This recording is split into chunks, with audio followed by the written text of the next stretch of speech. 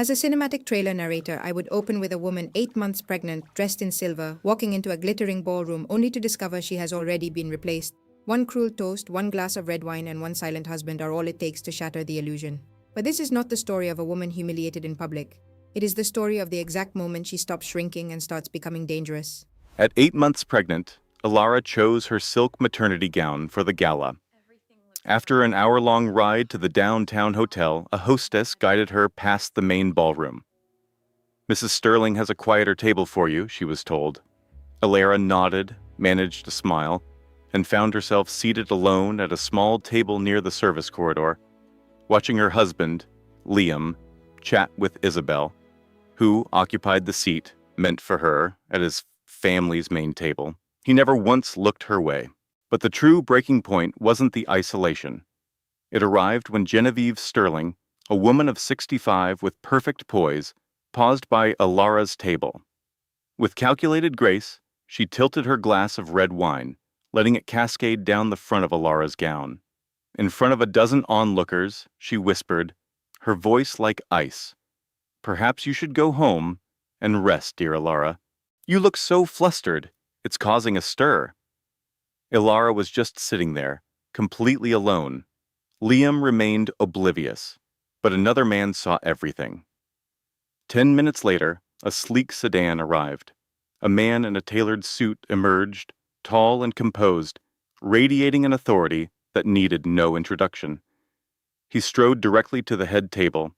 Genevieve Sterling turned, expecting a deferential staff member. Instead, she faced Julian Vance, her daughter-in-law's formidable brother, a titan of venture capital. All her social power and years of ruling her family with an iron will were useless against the quiet fury in his eyes. This isn't just a tale of public shame. It is about Alara's awakening. It's about when a woman refuses the seat she's given and builds her own empire. The lesson: a woman's greatest power is to stop shrinking to fit into spaces where she was never welcome. Alara's journey is for anyone who has ever nodded politely while their heart was screaming, when she desperately wanted to rage. For every person relegated to the fringes who pretended it didn't hurt. For everyone who gave their whole heart only to realize that devotion to the wrong person slowly erodes your ambition, your self-worth, and your very identity. This isn't a fairy tale about a wealthy rescuer. It offers a harder truth. Your moment of reckoning will find you. It may appear in a crowded ballroom, a silent nursery, or a sterile doctor's office at 4 in the morning. That moment will be painful, but it will bring sharp focus. It will demand you sacrifice a life you thought was essential. But if you survive it and refuse to turn back, you will find a place reserved just for you, surrounded by those who truly value you. If Alara's story resonates, if you recognize that feeling of being sidelined, then you understand the power of these narratives. Post a comment and share which part of the story struck you most. We see every response. For newcomers, please subscribe. For weekly stories of women who emerged from hardship stronger than before, send this story to a friend who needs this message right now. You know exactly who needs it. Forward it now. And if our story provided any solace, bravery, or a sense of recognition, please hit the like button. That single click helps us find the next person who needs to hear this. See you next time. Crystal glasses chimed in a symphony of wealth. The air hummed with the easy laughter of the city's elite, a sound of effortless belonging. A voice, sharp and polished, sliced through the ambiance. "I trust Liam informed you about the seating arrangements, Alara. The main tables are quite full tonight." Alara Sterling stood frozen at the edge of the grand ballroom. She was 8 months along, her back aching from the journey. She wore the silver gown her sister Chloe had insisted on, the only thing that had recently made her feel like more than just a vessel. She gripped the ornate archway as her baby gave a sharp, sudden kick. Nobody had mentioned a seating chart. Liam's words over breakfast were casual, dismissive. "It's just a fundraiser, babe. Show up, smile. We'll be home early." The ballroom held over 200 guests. Alara started counting the tables, a nervous habit. She counted the chandeliers, the roses in the centerpieces, the number of times Genevieve had called her art collection a quaint little hobby. And there, at the Sterling family's main table, in the seat beside her husband, where Alara should have been, sat Isabel Laurent, a rival gallery owner. Isabel wore a striking emerald dress, her blonde hair styled immaculately. Her gaze met Alara's across the crowded room, and her expression held no apology or shame. It was pure, unadulterated victory. Alara's gaze shifted to Liam. Liam was by the bar, a champagne flute in hand, smiling at something his brother, Marcus, had said. His eyes scanned the room and landed on Alara. A flicker of annoyance crossed his features. Not remorse, but the frustration of a man whose inconvenient problem had just appeared in person. He did not move toward her. He didn't lower his glass. He didn't cross the room. He didn't even nod. And she knew. In that moment, she knew it was all intentional. I came all this way, in this dress, for our family's event, and he knew she would be in my place. Only Arthur Sterling, her father-in-law, started to rise from his chair. Liam's father was a kind man with weary, decent eyes. He once told Alara she had brought a much-needed warmth to their family. She clung to that memory. "Alara, my dear," Arthur began. "Come, we'll make room. She's perfectly comfortable over there, Arthur," Genevieve interjected smoothly. Genevieve's tone was flawless, never overtly cruel. It was her specialty. "Alara, we arranged a quieter spot for you away from the commotion. It's much more suitable for your condition. So much better for the baby." Alara glanced at the isolated table.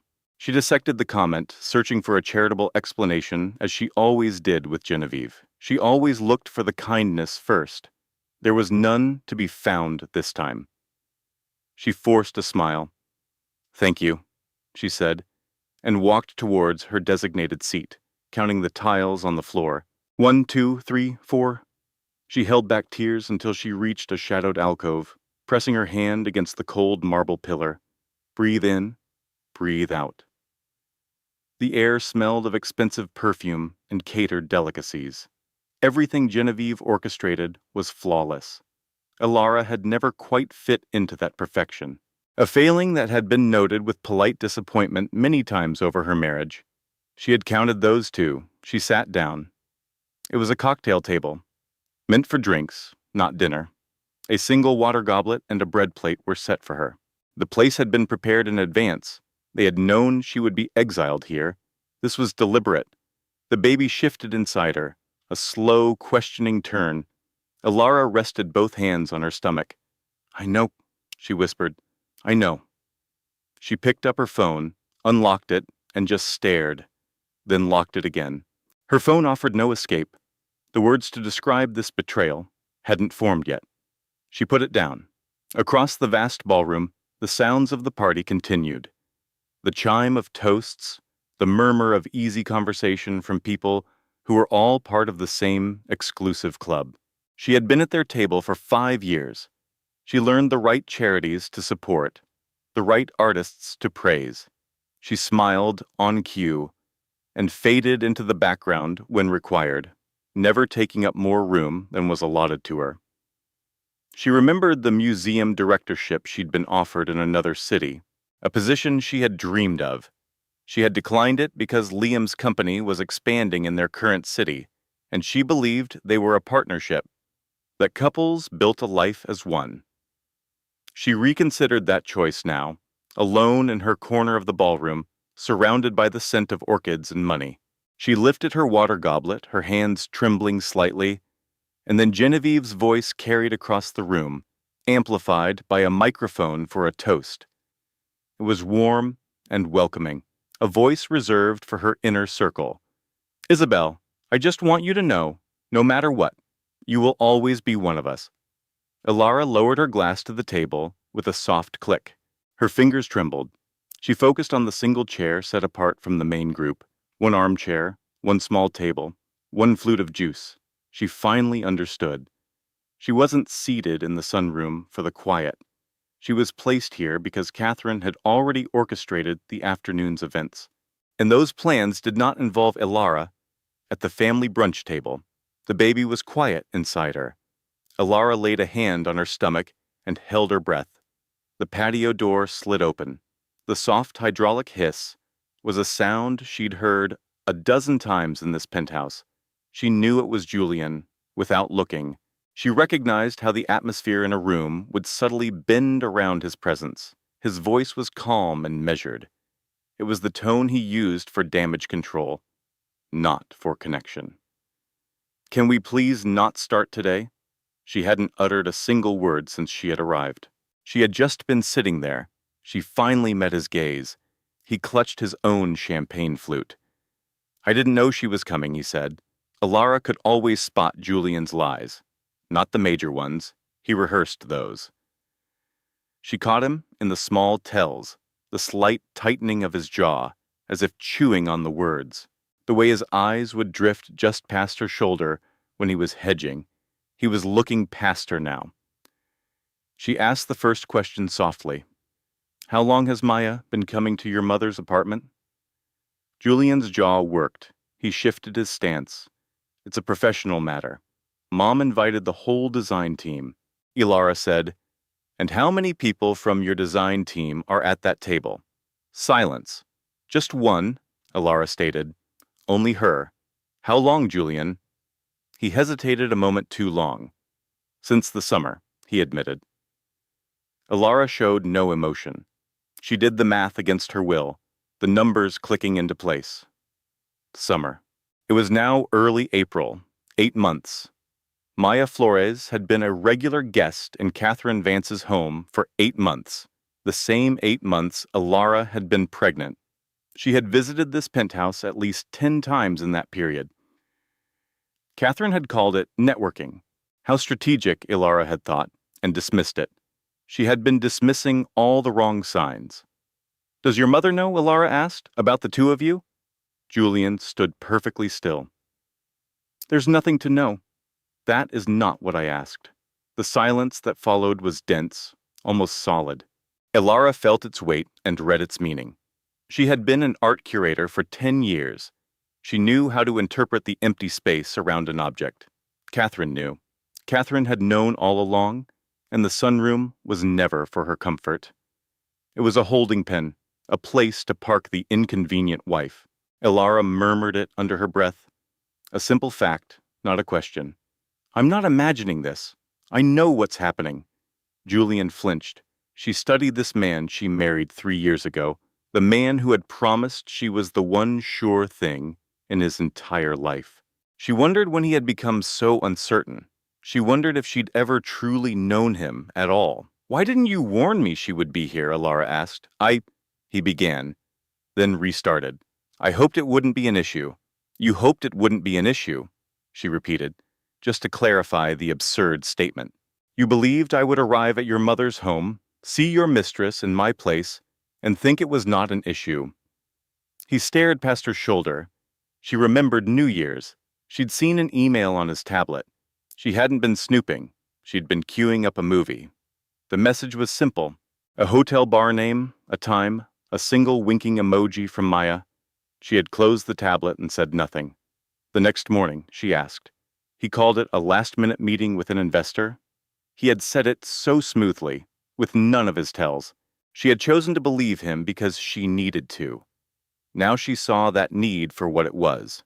The alternative, being 8 months pregnant and facing this truth, was a reality she wasn't prepared for then. She wasn't sure she was prepared now, but the choice was no longer hers. "Did your mother invite her today, specifically because she knew I was coming?" Julian's silence was her answer. Her phone vibrated on the table. She saw the screen. "Chloe, you've gone quiet, which is never good. Do I need to get in the car? I will get in the car right now." She almost smiled. She was typing a response, "I'm okay," when a voice carried clearly from the dining room. Not yelling, not a fight, but Catherine's clear, deliberate speech. And then Richard Vance's voice, sharp and strained. "Catherine, for heaven's sake, that's enough." And then a different kind of silence fell over the room. Shocked and absolute. Alara was already walking toward the sound. She had heard her father-in-law use her name. She heard the stunned quiet that followed. Something that had been polite and accommodating for 3 years finally fractured. She was done sitting in the sunroom. She pushed open the door and stepped back toward the main party. Ava had walked in as Chloe was mid-sentence, describing the nursery, the soft sage paint Ava and Liam had agonized over, and the custom-built crib from a designer in Vermont. These were secrets Chloe should never have known. Secrets that could only have come from Liam. The conversation died the moment Ava appeared. Eleanor, her mother-in-law, was already standing.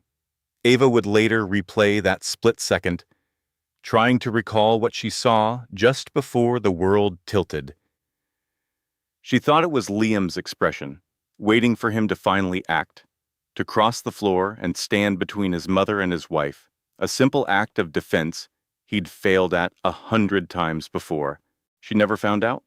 Catherine moved across the room. She was holding a small velvet jewelry box. With a steady hand, she opened it, not in anger, not with a loss of control. She acted with the chilling composure she applied to everything. She presented the box to Maya. A sapphire necklace, a Vance family heirloom, was laid bare. Catherine clipped it around Maya's neck. The room was deathly quiet. A cold dread, far colder than any water, washed over Alara. The gesture was a public replacement. She felt the baby kick, a sudden startled motion, as if the child felt the shock too. She stood there, feeling her world tilt. Catherine set the empty box on the table with a soft, final click. "I think it's time you left, Alara," she said. Her voice was calm, almost bored, as if asking a servant to leave. "You have caused quite enough drama." Caused drama. She had been sitting by herself in another room. Julian was still frozen, a statue watching the consequences of his inaction finally arrive. His expression was one of a man who lit a fuse and was shocked to see the explosion. Richard, his father, looked pale, like a man who just witnessed something unforgivable. Maya was perfectly still. She was not looking at Catherine. She was looking at Ilara. Ilara would remember this clearly later. Maya's expression was not one of victory. It was not smug satisfaction. Across the room, surrounded by stunned faces, it looked incredibly close to shame. Ilara scanned the room, and then she laughed. It was not a broken sound. It was the sound of someone who just received a painful, overdue truth. She turned and walked from the room. She moved through the hall. She collected her purse from the entryway table. She always knew where her purse was. Her mother taught her that at 16. Always know your exit. A woman must always be able to leave. She went to the guest powder room and shut the door. She leaned against the cool marble counter, fully dressed, 8 months pregnant, hiding in Catherine Vance's apartment on a Sunday afternoon in April. The room smelled of expensive, imported jasmine soap, a scent that suddenly made her feel sick. The marble floor felt frigid against her skin. She rested a hand on her stomach. The baby shifted, a slow, gentle roll this time, a quiet reassurance, as if her son was saying, "I'm right here. We're safe. We're safe," Amelia whispered. To her son, to the silent guest suite, to the empty air. She just sat, breathing deeply, in and out. She watched 3 minutes tick by on the wall clock. That was all she allowed herself. Then she reached for her phone. 5 missed calls from Chloe. She dialed back. "Amelia." Chloe's voice was already tense. "You just dropped off the call. You sound off." "What was that?" "She told me everything." She knows the whole story. "I'm hiding in the guest room. My night is completely ruined." The silence on Chloe's end was a world away from the tension in the dining room. It was the sound of a friend weighing her options, each one more extreme than the last. "I'm calling Mason," Chloe said. "No, Chloe, please. I don't want Amelia. I can deal with this. I just need to think. I am calling Mason." Chloe's tone signaled the decision was made, and this call was just a formality. You can be furious with me tomorrow. I'll live with it. The line went dead. Amelia held the phone, staring at her own reflection in the vanity mirror. Her silk gown was creased but otherwise perfect. Her hair was still flawlessly styled. Her expression was serene. She noticed it with a jolt of surprise. She expected to see a reflection of how she felt inside, shattered, betrayed, at a total loss. Instead, she looked like a woman who'd finally received confirmation of a long-held suspicion and was now plotting her next move, which was, she realized, precisely the case. Her phone buzzed. Mason. She answered before the second ring, before she could rehearse what to say. Mia, just one word. Her name, the shortened version from their childhood. The one only Mason and their mother, gone for 5 years now, ever used, and a knot in Amelia's chest. The one that had been tightening for the last 2 hours finally began to loosen. Mason, she managed. Something's happened. I'm aware, he said. She frowned at her reflection. Chloe must have just called you. Not from Chloe. She waited. I have something to tell you. Mason's voice took on that specific cadence he used when he was about to be brutally precise. He was always precise. It was what made him a brilliant attorney, a sometimes frustrating older brother, and the only person you wanted in your corner during a crisis. I should have said something weeks ago. I was waiting for you to see it, so I'm asking you now. Are you ready? Amelia met the eyes of the woman in the mirror, gown unblemished, gaze like steel. Yes, she said. Mason had known about Isabella for 2 months, not through a detective, but through his own professional channels. Mason had associates, discreet and thorough people who specialized in knowing things. And when Amelia had come over for Christmas, with that specific, guarded look he remembered from when she was 10, he had his people start looking. He'd been assembling choices for her, he explained, not building a legal case, but options for when she was ready. And what if I had chosen to stay? Amelia asked. To try and fix it? Then I would have wiped the servers clean, Mason said, and you never would have heard a word of it. She knew he was telling the truth. Stay put, he said. I'm 15 minutes out. He made it in 12. Amelia heard the doorbell chime from the guest suite. She heard Eleanor's footsteps approaching the foyer, the distinct tap of her heels on the marble floor, measured, confident, the stride of a woman who was never challenged in her own home. She heard the main door swing open. She heard Mason's sharp voice. Where is my sister? Amelia opened her door and stepped into the hall. She had a clear view of the entryway from the top of the stairs.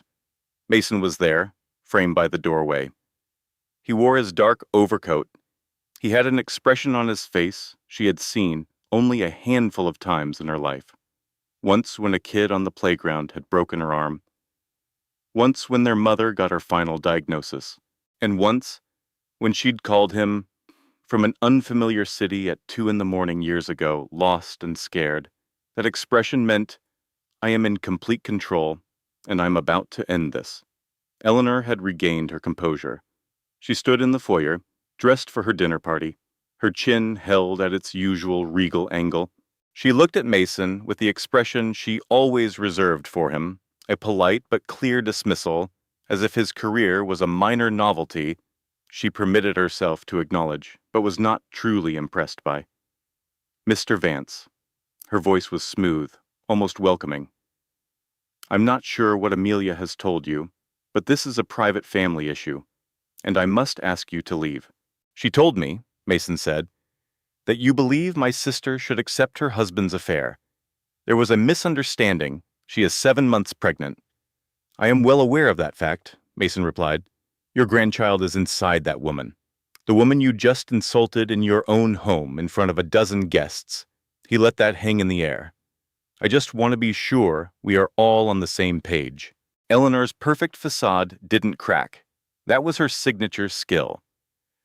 But a flicker in her eyes gave her away, a rapid recalculation. She was reevaluating the threat.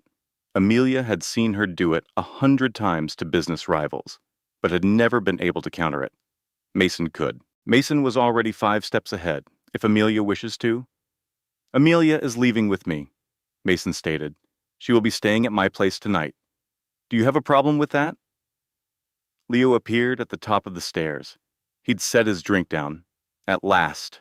He just stood there, his hands limp at his sides, looking from his mother to his brother-in-law, a man caught between two titans his entire life.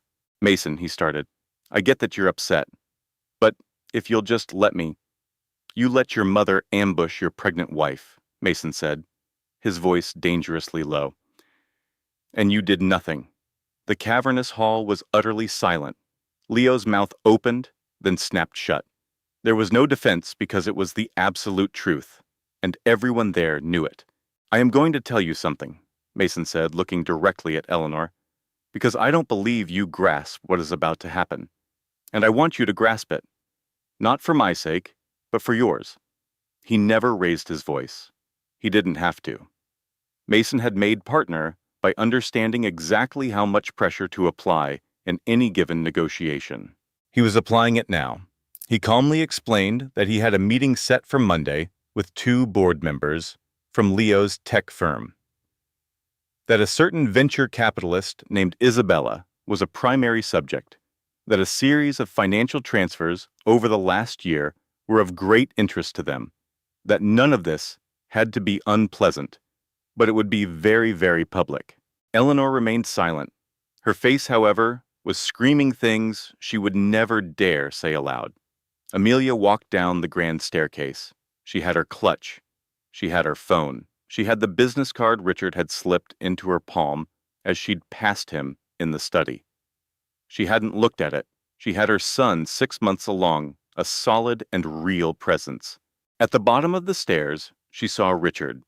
He was standing off to the side, away from the others in the shadow of a large painting. Watching a disaster, he knew he should have stopped long ago. He wasn't a cruel man. She'd always understood that.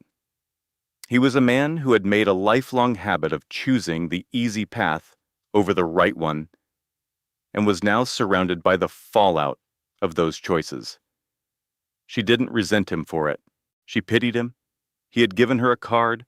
She'd check it in the car.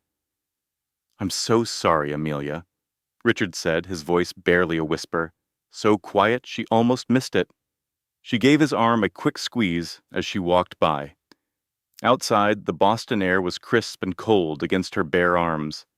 Mason led her to his car, not holding her, but staying close enough to catch her if she faltered. He had always been just like that. She slid into the passenger seat. He started the car. For 5 full minutes, he was completely silent, which was perfect. He always gave her space first. Then, tell me everything. Start from the very beginning. Amelia glanced at the card in her hand. Julian Croft, Esquire, and on the back, in Richard's scrawl, he's the best, and he's loyal.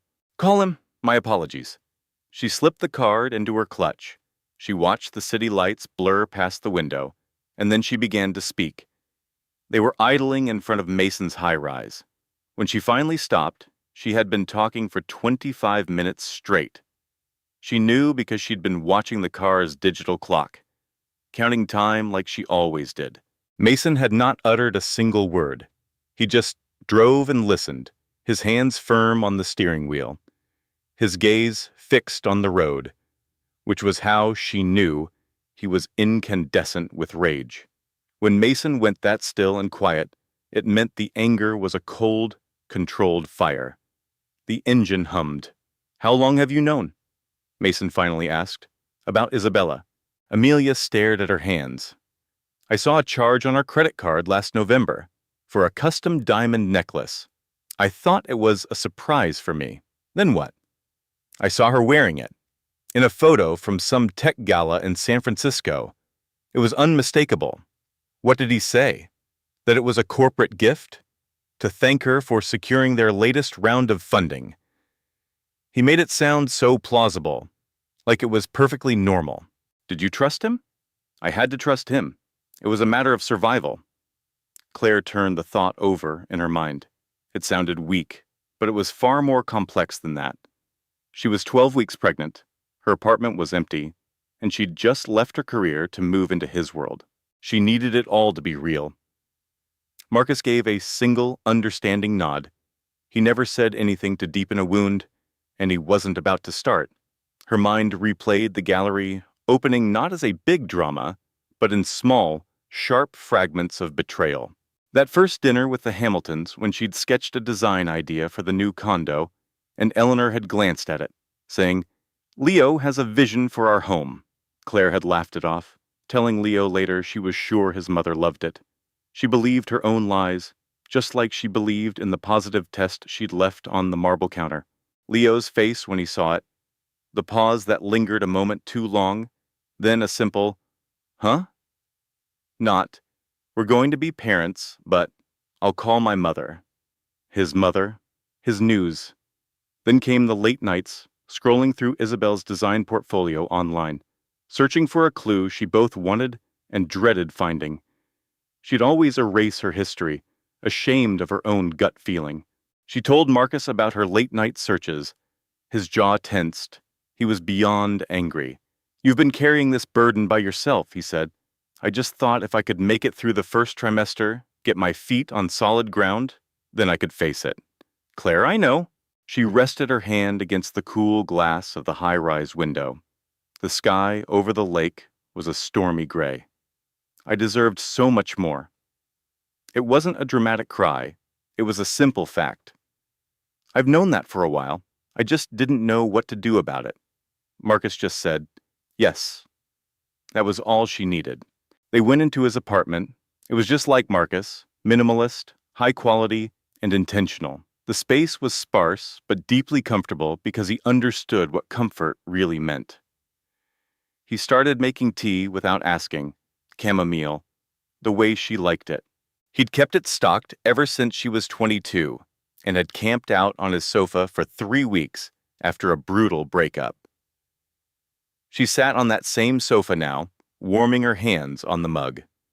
The baby gave a long, slow roll inside her. Claire covered the spot with her hand. "He's energetic," she told Marcus. He sat across from her, his eyes on her hand. A flicker of something fierce and protective crossed his face before he smoothed it away. "He gets that from his mother," he said. They were quiet for a moment, the distant sound of the city humming below. Her phone lit up beside her. "Leo." She looked at the screen. Marcus looked at it. She flipped it face down, ignoring the text. "He's asking you to come home," Marcus said. "He's asking me to make this easier for him." She stared at her tea. "I've always made things easier for him. I'm a professional at it." She put the mug down. "I'm done being a professional at it." Marcus held her gaze. "What do you want?" he asked. And Claire, who hadn't truly known what she wanted in years, who had been so busy accommodating everyone else that her own desires felt foreign, just sat with the question. She didn't hurry to provide an easy answer. She let it linger, and slowly, in the calm of her brother's apartment, with her tea cooling and her son moving inside her, the answer started to form. It was 2:47 in the morning. The guest room was dark and still. The city's hum was a distant murmur, 14 floors down. The sheets were impeccable. Marcus owned nothing that wasn't. And the pillow was perfect. None of it made a difference. Claire was wide awake, had been since one. She knew because she'd been watching the clock, the hour when her thoughts always turned against her. She opened the Notes app on her phone. She made lists when she was overwhelmed, a trait passed down from her mother.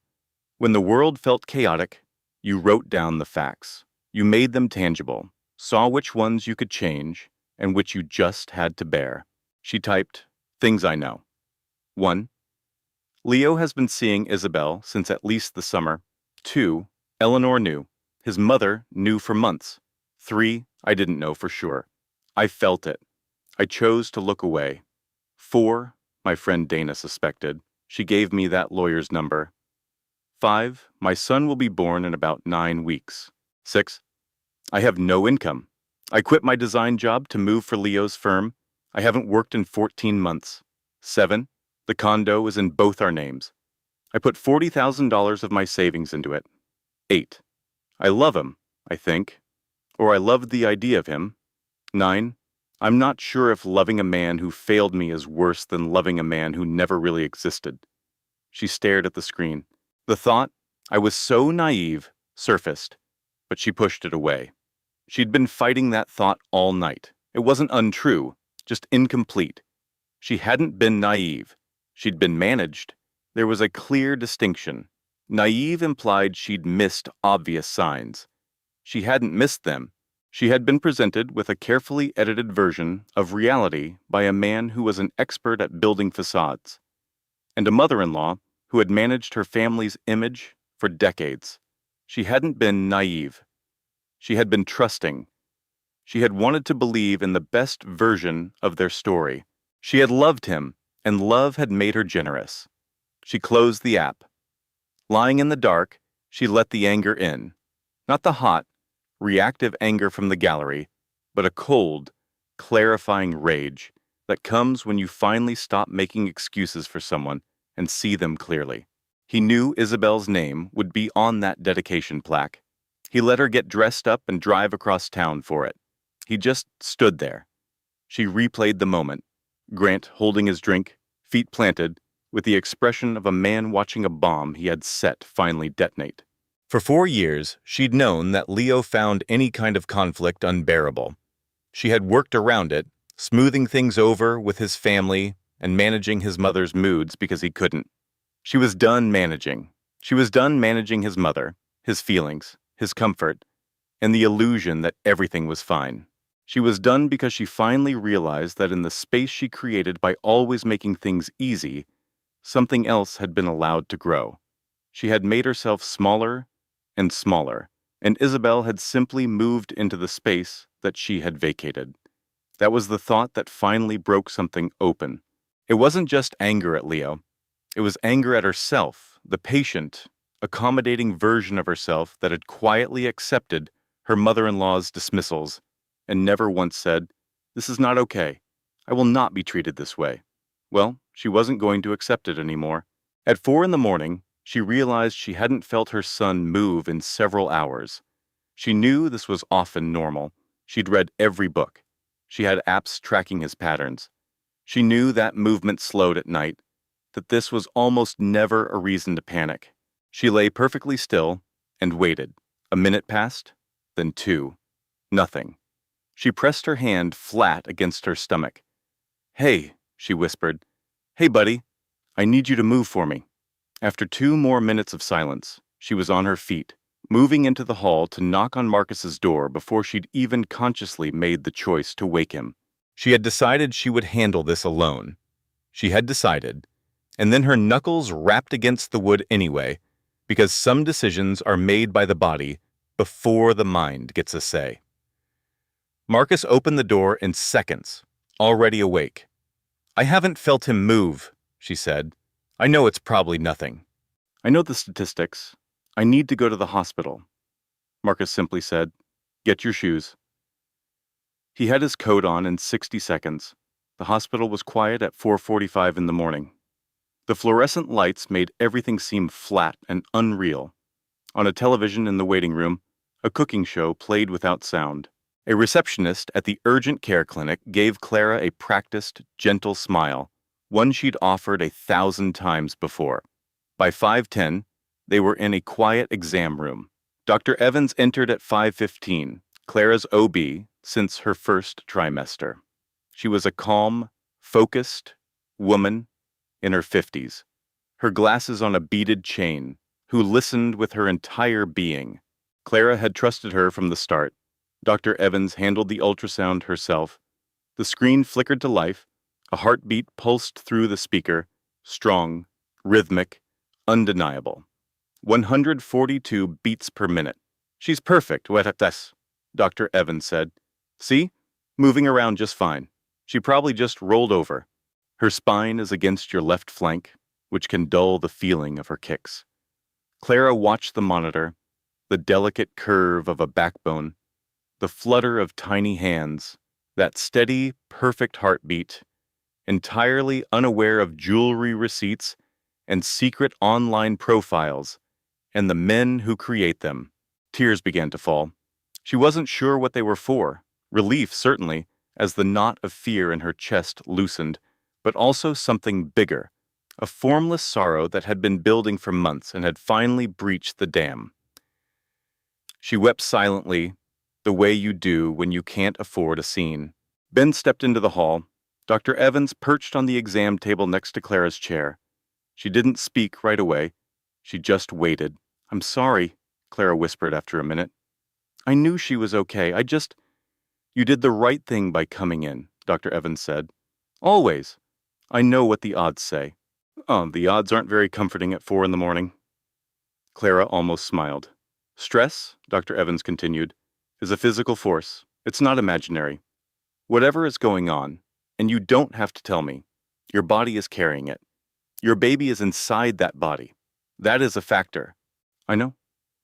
I need you to get real rest, not just lying awake in the dark, cataloging your fears." Clara looked up at her. "How did you know?" "Because every pregnant woman sitting in that chair at 5 a.m. has been lying in the dark, counting something." Dr. Evans stood. "What do you truly need, Clara? Not what should you do. What do you need?" The question felt different. It wasn't leading to a correct answer. It was just an open space. Clara considered it for a long moment. "I need to stop being someone things just happen to," she said. Dr. Evans regarded her, not with surprise or pity, but with a steady, certain confirmation. "Then start," she said. She left to handle the discharge forms. Ben returned with 2 cups of vending machine coffee that tasted like burnt plastic. He offered one to her without comment. She cupped it in her hands, and they sat in the sterile room as the clinic hummed around them. "She's okay," Ben said. "She's okay," Clara echoed. They were quiet for a time. From down the corridor, a door swung open, and a new sound entered the world. The first, furious cries of a newborn. Clara listened. Ben stared at his shoes. "Ben? Yeah? I'm calling a lawyer in the morning." "I'll make some calls," he said. No judgment, no "I told you so." Just that. They sipped their awful coffee in the pre-dawn stillness. Outside, Boston was just beginning to stir. The sky hadn't lightened, but the quality of the dark had changed, hinting at the day to come. Clara's phone vibrated. She assumed it was Leo. It wasn't. The name on the screen read Amber Croft. Clara stared at it. Beside her, Ben was pointedly not looking at her phone. She opened the text. "I think you and I need to talk. I know you have no reason to, but you deserve to know what Leo has been telling me. I'm so sorry about everything." She read it through twice, then passed the phone to Ben. He read it once, his expression unreadable. "Do I answer?" Clara asked. "That," Ben said very deliberately, "is completely up to you." She looked at the screen for another minute, then slid the phone into her coat pocket. Sleep would come first. Then the lawyer. Then she would think about Amber. For 4 years, her choices had been guided by what would cause the least disruption for everyone else. Starting now, she would think of herself first. 3 days later, they met in a cafe in the South End, a dozen blocks from Ben's office. Clara had chosen it. Public, neutral, and easy to leave. She had told Ben her location. Her friend Maya was waiting in her car at the curb, hazard lights blinking, armed with a giant thermos and what she called high alert friend energy. Amber was already there when Clara walked in. She'd chosen a small table in the back, facing the entrance. She watched Clara approach, but didn't wave. She looked nothing like the woman from the social media photos. The designer top was replaced by a simple gray coat she hadn't removed, as if she didn't plan on staying long. The confident smile was gone, replaced by a deep exhaustion under her eyes. The past few days had clearly been rough on her, too. "Thanks for meeting me," Amber said. Clara sat opposite her. "I'm not sure I should have." "That's fair," Amber said. A server appeared. Clara asked for a peppermint tea. Amber wanted nothing. Say what you need to say, Clara said, her tone direct but not cruel. She was finished contorting herself for the comfort of others. Amber stared at the tabletop, then met her eyes. Leo told me, she began, that you knew about me. Clara said nothing. He said you had an open marriage, that it was over in all but name. He told me the pregnancy was a last-ditch effort that didn't take. He said you were okay with it. He told you I was fine. I know how that sounds, Amber rushed on. I really do. But I told myself it was true because I wanted it to be. Her hands were pressed flat against the table. This wasn't a performance. I should have dug deeper. I should have questioned it. But believing him was easier. So I did. Yes, Clara said. I understand that completely. Amber met her gaze. I've been doing the exact same thing for the last 4 years, Clara added. Amber was silent. So when you found the jewelry receipt, she finally said, then paused. I need you to know I didn't think you'd find out that way. I swear. How did you think it would happen? I thought he said he was going to tell you, that he had a plan to separate things amicably. I didn't think he would just let you find it, let it blow up like that. She shook her head. That doesn't make my part in this any better. I know. Clara studied her. So young. Not a monster. Not a homewrecker. Just a woman who fell for a story from a man who was very, very good at telling them and was now living with the fallout. Forgiveness wasn't on the table today. Maybe not ever. Not in the way people usually mean it. But she could finally see her clearly, without the blinding rage. You said you had things to show me, Clara said. Show me. Amber unlocked her phone. She had everything saved, screenshots of texts, forwarded emails, the kind of digital trail you keep when some instinct tells you that you might need proof someday. A thread from October, where Leo stated explicitly that Clara was aware. A text from November, where he called the pregnancy a logistical complication, but not an emotional one. A string of emails from January outlining his vision of the future, a future that prominently featured Amber and never once mentioned consulting his wife. She passed the phone across the table. Clara scrolled through the images, reading them with the detached precision of an architect reviewing blueprints. Seeing what was actually there, not what she hoped to see. He had lied, masterfully, to both of them. He told Amber that Clara knew and was fine. He told Clara there was nothing to know. He had maintained 2 separate realities, feeding each woman the narrative required to keep her in her place. Not out of malice, she realized, but because he was the kind of man who couldn't stand to be the villain. He would build an entire world out of lies before he would stand in a room and be seen for what he was. He played us both, Clara said, mostly to herself. He told each of us whatever story would keep us quiet. Amber didn't respond. Do you still love him? Clara asked. Amber was quiet for a long time. I think I loved a character he was playing, she said. I'm not sure that man ever really existed. At some point, I made myself small, Clara thought. Small enough to be ignored. By him, by his family, even by me. Not ignored, Clara said aloud. Managed. Amber looked at her. A current passed between them. Not friendship or forgiveness, but something sharper. A shared, brutal understanding. You can use those, Amber said, nodding at the phone. I'll authorize whatever is necessary. Just tell me what papers to sign. Eleanor looked at him, confused. For what? Because your story is true, Julian said, his eyes fixed on the burner phone on the table. And because of what he let happen to you. You were carrying his child. You never deserved any of that. Eleanor lifted her cup of coffee. It was already lukewarm. Neither did you, she replied. You deserved the honesty. She got to her feet, pulling on her trench coat and grabbing her handbag. My lawyer will be in contact about the affidavits, she stated. Julian simply nodded. As Eleanor stepped outside, Maya was already out of the car, rushing to meet her. So, Maya prompted. He confirmed everything, Eleanor said. Absolutely everything.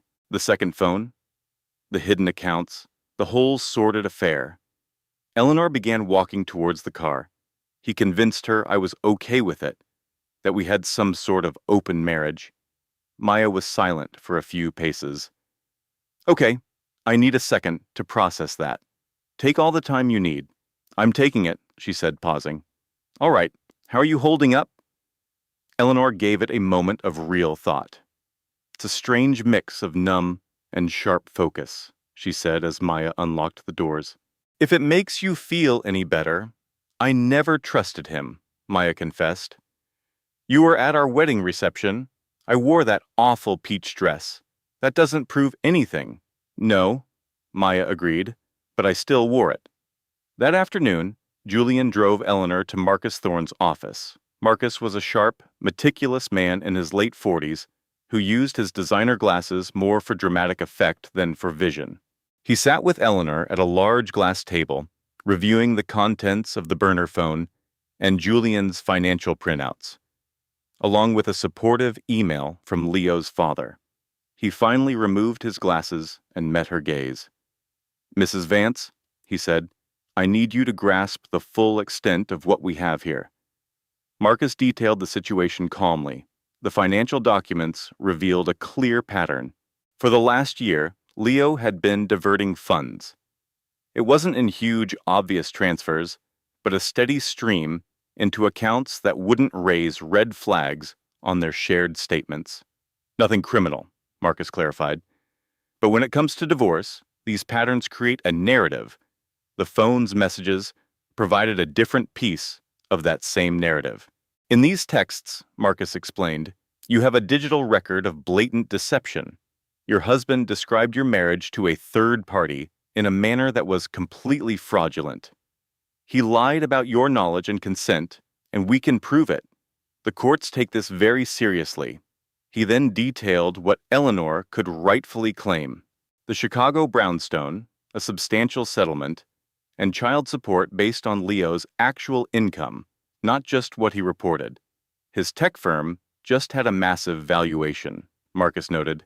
He shot a quick look at Julian. A silent understanding passed between them, indicating a prior, detailed conversation. He'll contest it, Eleanor said flatly. His mother will make him contest it. That, Marcus said, is another issue entirely. Isabel Vance has no legal role in these proceedings. Her power is the decades of control over a son who has never made a significant choice on his own. Our strategy is to make the price of fighting so painfully high that even she will see the logic in settling. Eleanor nodded slowly. She thought she would be terrified sitting here. She had braced herself for it. Instead, she felt a profound calm, the feeling of a decision already made, finally taking shape. The choice wasn't being made now. It was made in a hospital waiting room at 3 a.m. This was just the execution. She found an apartment that same week in Julian's building, just a few floors down from his own. It's an available unit. My pregnant sister is moving in nearby. That is the end of it, he had stated firmly. She allowed him that victory. She contacted Dr. Evans to move her prenatal care closer to her new home. She updated her insurance company with the new address. She requested quotes from a few moving services. She handled all of it in one afternoon, armed with a notepad and a pen, feeling a sense of efficiency she hadn't experienced in years. Finally, she dialed her mother. Helen Miller answered from the Michigan home where Eleanor grew up. Eleanor had been putting this call off. Helen had a genuine fondness for Leo. She wasn't just playing the part of the happy mother-in-law. At their wedding, she'd told Eleanor, "He's dependable, honey. That's a rare quality." And she truly believed it. But Helen, now 60, had seen enough of life to absorb bad news without making it a personal slight. She had raised a family while holding a demanding job and had buried a husband 5 years prior, all without ever casting herself as a victim. She heard the entire story without interruption. When Eleanor finished, a short silence followed. "I'm on my way," Helen announced. "Mom, that's not necessary. My flight lands Thursday." I found a good deal on the tickets already. There's no point arguing with a woman who's already checked in. Leo appeared at the building the next day. Julian, to Eleanor's surprise, escorted him to the lobby. She chose to meet him there, in a public seating area where she could leave without causing a scene. Leo looked utterly exhausted, like a man who thought sleepless nights would serve as a form of atonement but was finding they were just sleepless nights. "Can we please talk?" he asked. "We are talking," she replied coolly. He sank into a chair. "I still love you." She met his gaze without flinching. "I know you do," she said. "I don't doubt that for a second." He seemed to relax slightly at her words. "But I've been considering," she continued, "the kind of love that fails to protect. A love that exists alongside manipulation, that consistently chooses the easiest path over the right one." She glanced down at her lap. "That love is real, I get it. It's just not a foundation for a life. You just stood there," Eleanor said, her voice quiet but firm. "At your mother's house, when she brought her into our home. You let her humiliate me while I was carrying our son. You just stood there." He offered no defense. There was none to offer. He knew it, and the recognition in his eyes was clear. And that knowledge, unexpectedly, didn't bring her any satisfaction. It just made her feel weary and resolved. "I need you to cooperate with Marcus," she said. "I don't want a battle, for our son's sake." Her hand rested on her stomach. "But this is happening. The decision is final." He nodded, staring at the floor. He looked up at her, his eyes pleading. "I'm so sorry," he whispered. "I know it changes nothing. I know how hollow that sounds, but I am." "I know," she said, and stood to leave. That evening, she was wide awake. Her mother, Helen, would be there tomorrow. The movers were scheduled in 2 weeks. A follow-up with Marcus was set for Friday.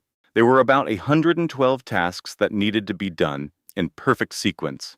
She went into her new, bare kitchen and opened all the cupboards. At 2 in the morning, she started organizing everything.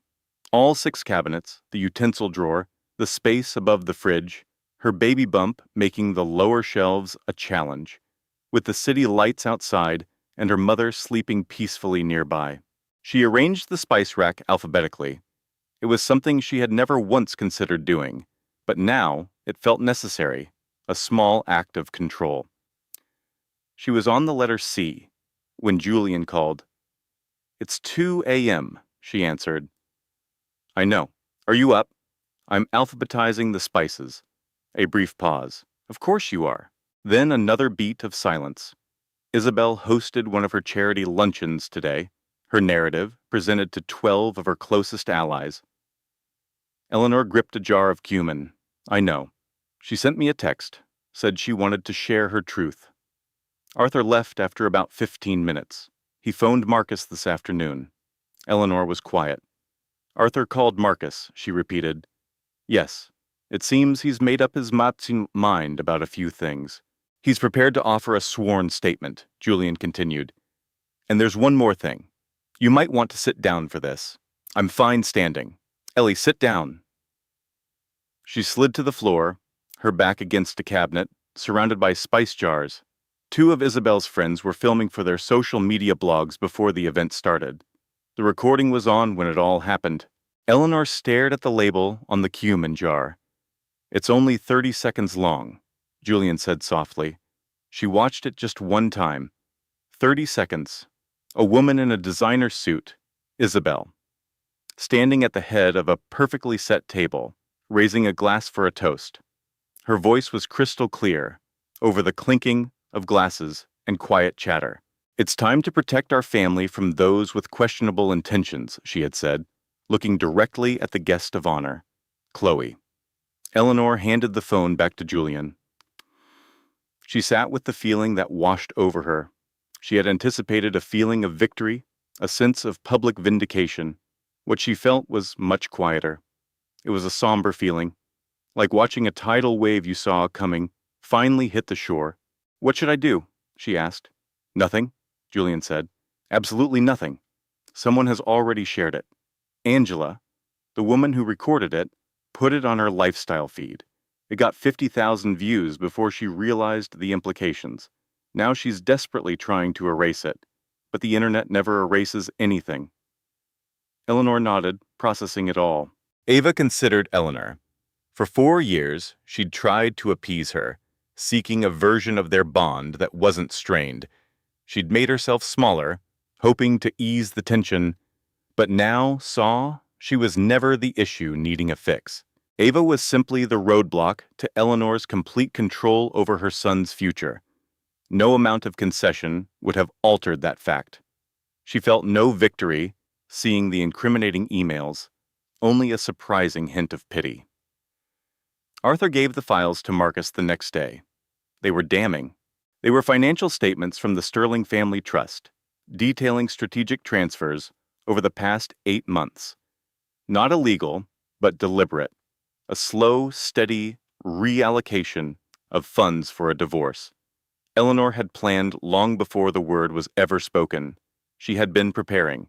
While Ava hosted holiday dinners, chose the perfect gifts, and endured Eleanor's passive-aggressive remarks about her cooking, Eleanor had been ensuring Ava would get as little as possible. Marcus showed the proof to Liam, keeping Arthur's name out of it. Liam sat silently at the large table, reading each page. He looked up after a long while, his voice hollow. "She told me you'd leave me," he finally said. "That it was inevitable?" Marcus asked. "And you said what?" Liam offered only silence. Marcus made a note and continued. The junior analyst signed the affidavit he'd prepared without hesitating, then sent Ava a short text. "Hope this helps." Ava replied, "Thank you." It was their last contact for years. Eleanor called 3 times that week. Ava let them ring. She allowed Marcus to field everything. He was an expert at it. The formal meeting was set for 2 weeks later at his Boston office. Eleanor and Arthur, Ava and Ethan, with Marcus as a witness. Eleanor seemed to have shrunk in 3 weeks. She sat with less of her usual rigid posture, as if her certainty had cracked. She looked at Ava and said, "My actions were wrong. I am sorry." The words were stiff and costly. Ava could see the price. She didn't say, "I forgive you." It was too soon for that. She might never get there. Instead, she said, "Thank you." It was proof, not of a changed heart. Ava was a realist. It was proof that accountability still existed, that actions have consequences, that you can't just shatter lives with a Waterford pitcher and face no repercussions. That had to be enough. Liam agreed to every term Marcus proposed. He didn't contest the condo. He didn't argue the settlement. He hired a sensible lawyer who knew which fights to avoid. The process unfolded with a speed that shocked Ava and seemed to unburden Liam, who maybe never realized how much energy it took to live multiple lies at once. He was a better person without the deception. She saw it clearly, though it didn't make her want him back. The baby arrived on a Tuesday, the 31st of March, 6 weeks after the Vermont trip reveal, and 3 weeks after the emails went public. At 7:42 a.m., Ethan was in the waiting room. He'd been there since 4 in the morning and hadn't complained. Chloe was there too, with a bag of snacks she deemed essential for waiting, including chips, a book she wouldn't read, and a playlist she'd spent days making. Caroline, her mom, was in the room. Ava had asked her to be. Her mother came 2 days before the due date, staying in the apartment downstairs. She never once said, "I knew Liam was wrong for you."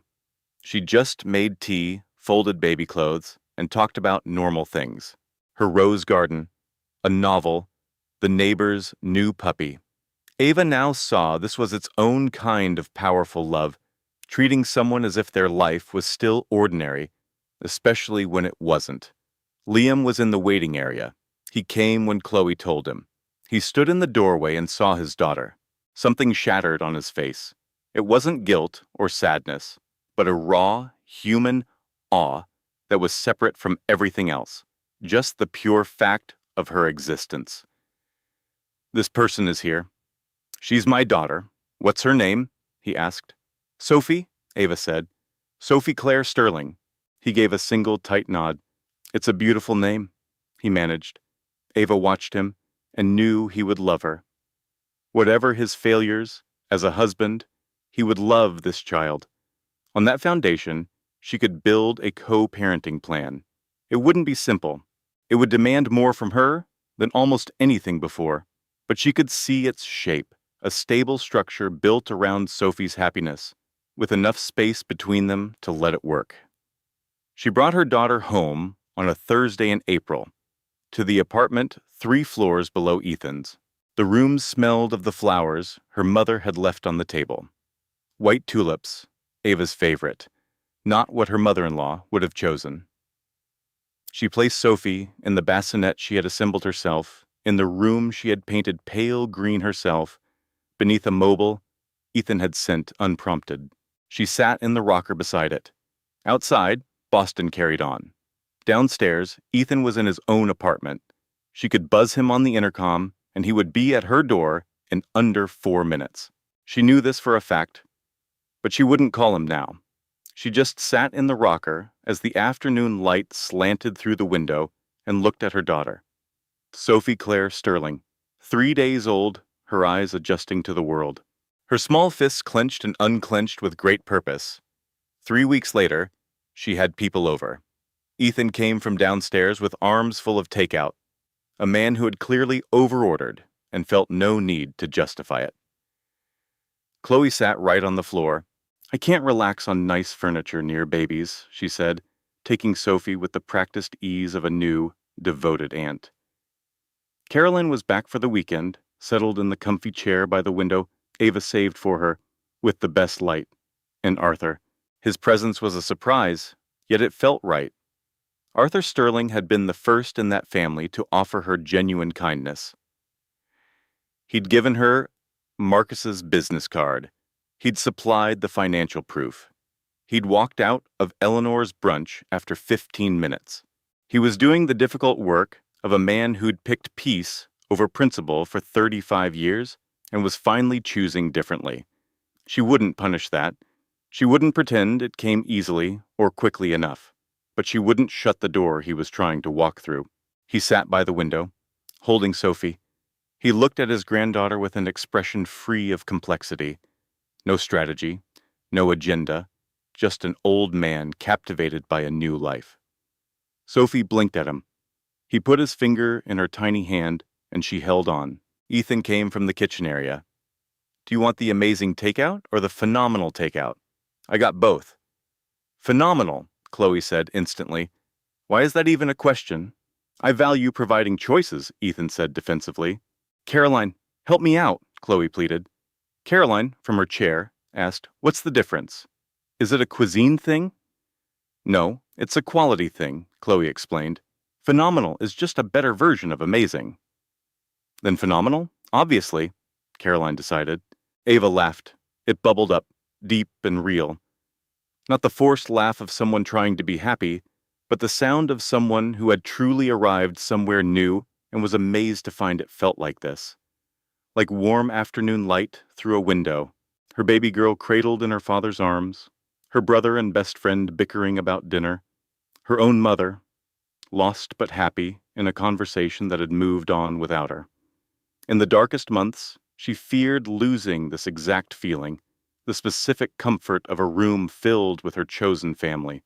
She once believed giving up on her marriage meant giving up that warmth. Now she saw she hadn't truly been in those warm rooms for years.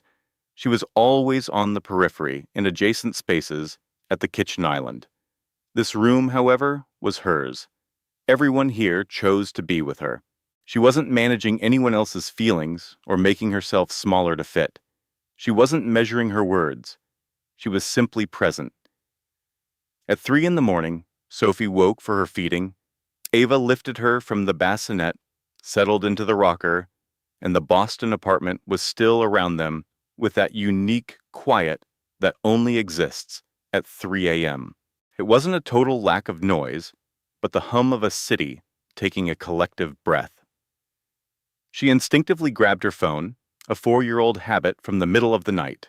Unlock the screen, scroll for a clue, search for a name, Erase the history. Lock it again.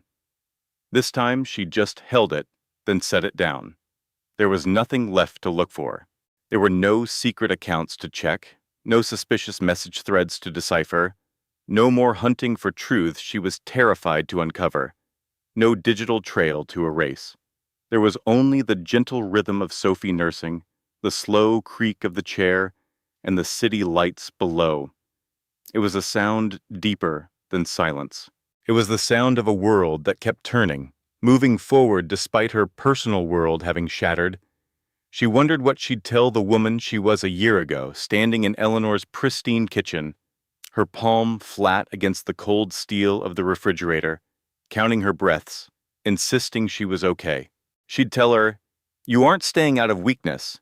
You're staying because you love him and you believed in the vows you made on that perfect summer day. Those aren't failures. They are the bedrock of who you are." But, she would add, a time will come when the pain of holding on finally outweighs the fear of letting go. You will know that moment when it happens, and when it does, leave. She rested her cheek on Sophie's head, inhaling the sweet warm scent of a new life, something that didn't exist a month ago, but was now her entire world. I was afraid this divorce would undo me, Ava thought. Instead, it showed me my own strength. I am not the girl I was before I met Liam. I am not the woman who tried so desperately to please his family. I am whoever I become next. That was the part nobody ever mentioned. You think starting over is about reverting to an old version of yourself, but you're not that person anymore. That imagined before is gone. Going back is impossible, and it's not what you truly want. Starting over isn't a retreat. It's an arrival in a land you've never seen.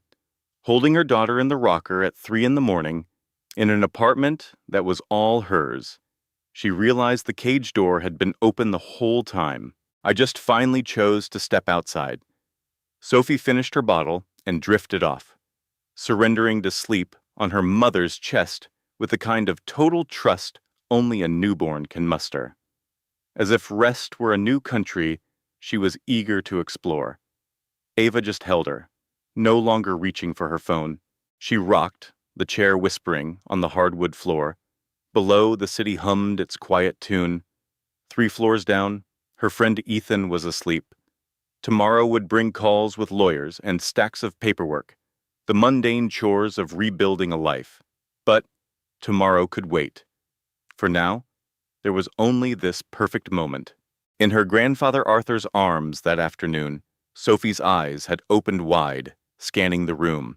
She seemed to study each face with a calm, unhurried gaze, as if she were already taking measure of the people who formed her world. Everyone who was meant to be there was. Everyone who chose her. Ava closed her eyes. She held her daughter close. The future was unknown, but she wasn't scared. For the first time in what felt like a lifetime, she was simply living in the now. That was enough. In fact, she realized, it was more than enough. It was everything.